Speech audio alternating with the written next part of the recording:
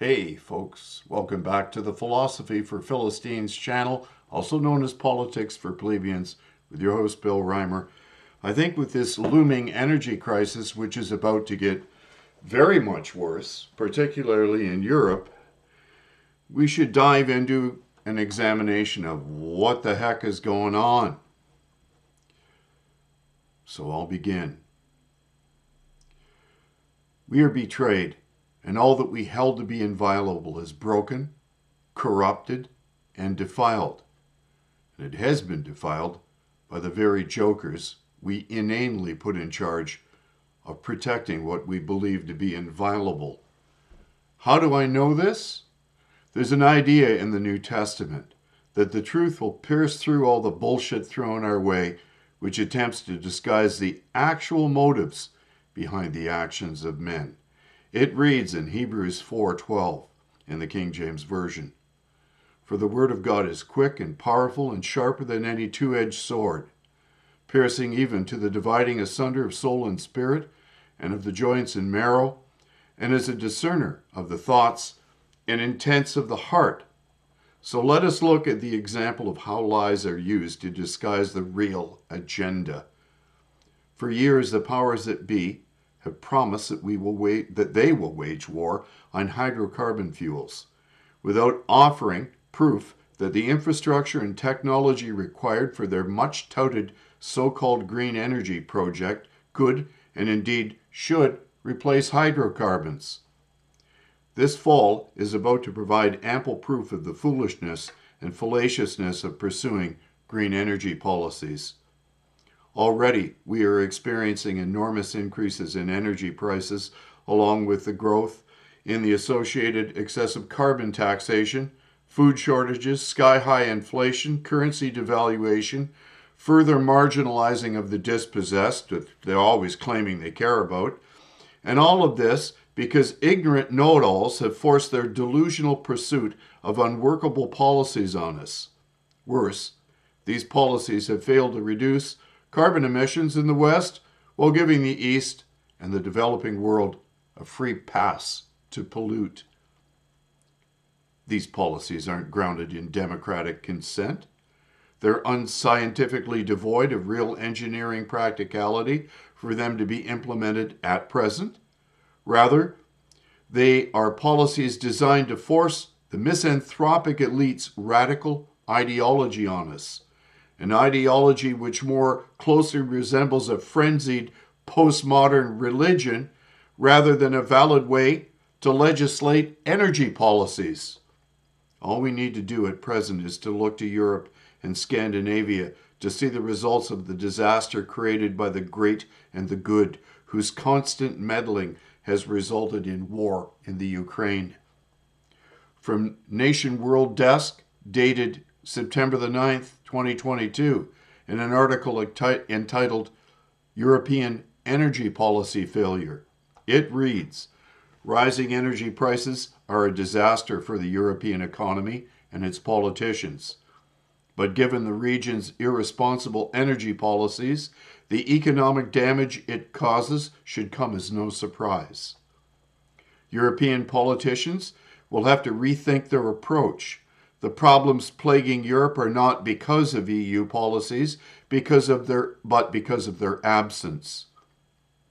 The EU needs a stronger, integrated, and more coherent common energy strategy. Over the years, the EU's energy policy has faced unforeseen problems, mostly caused by Russia.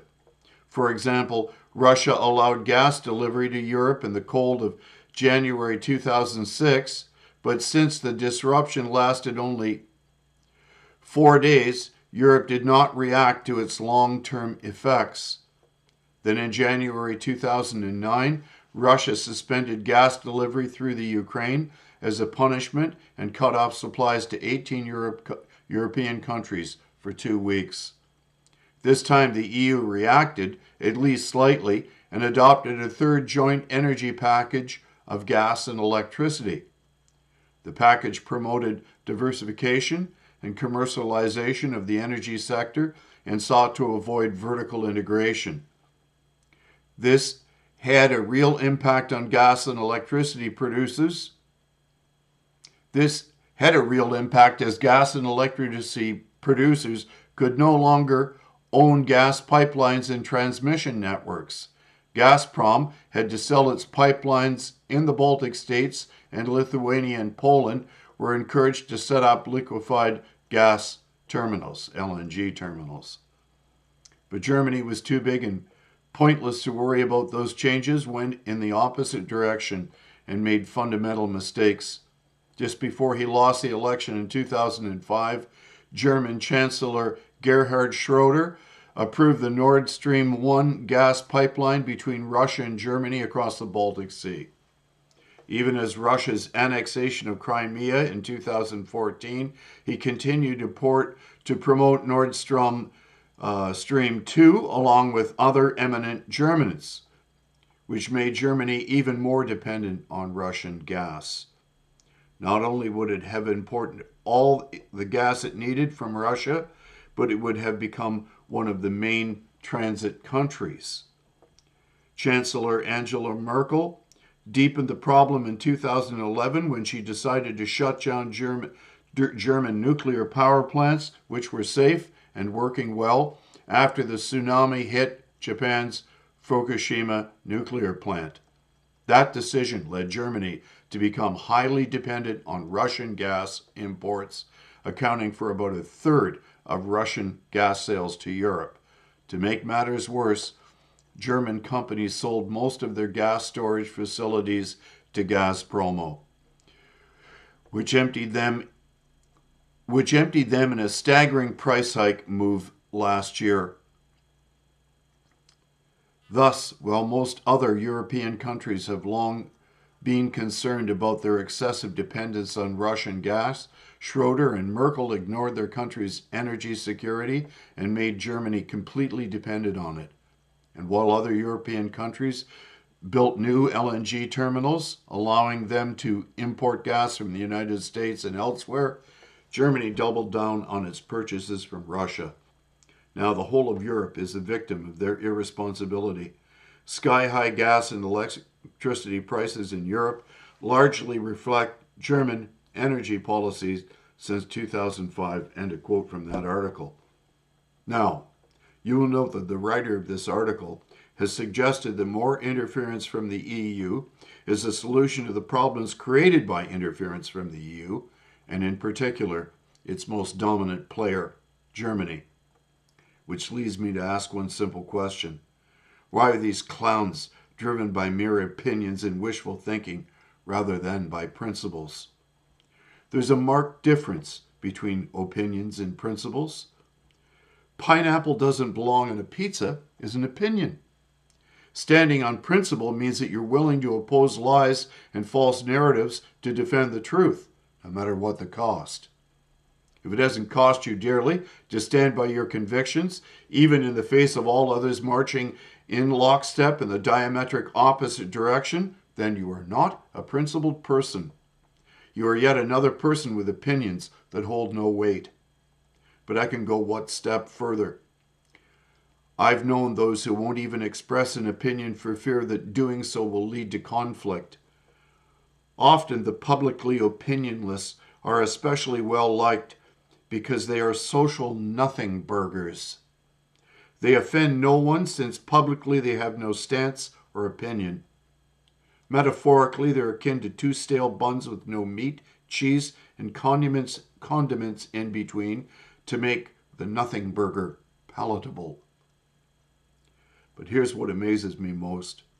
Behind closed doors, these nothing burgers are often the most opinionated and least principled.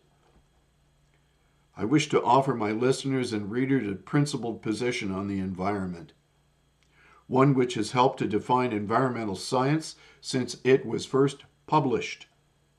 That is Barry Commoner's 4 Laws of Ecology, which is one of Commoner's lasting legacies. He wrote these 4 laws of ecology in The Closing Circle, published in 1971. The 4 laws are: number 1, everything is connected to everything else. There is one ecosphere for all living organisms, And what affects one affects all. 2. Everything must go somewhere. There is no waste in nature, and there's no way to which things can be thrown. 3. Nature knows best. Humankind has fashioned technology to improve upon nature, but since change in a natural system is, says Commoner, likely to be detrimental to that system. And 4. There's no such thing as a free lunch. Exploitation of nature will inevitably involve the conversion of resources from useful to useless forms. This last principle is based upon the laws of conservation of matter and energy. Green energy is nothing other than a massive attempt to get a free lunch. It is the unscientifically fanatical thinking of the Church of St. Greta of Thunberg. Her dogma and doctrine is a quasi-religious fanatical delusion replete with righteous outrage, claims of moral superiority, ecstatic outbursts of fire, brimstone, hellfire, and end-of-the-world apocalyptic visions. And that is my opinion. And as for the word of truth discerning the thoughts and intentions of our governing class, follow the money. Whose pockets were being lined by this faux pursuit of green energy while giving corrupt communist tyrannies like China a free pass to pollute, even as they sold us the very technology to go green? If that technology actually worked to go green, then why aren't the Chinese communists using it instead of burning more and more coal?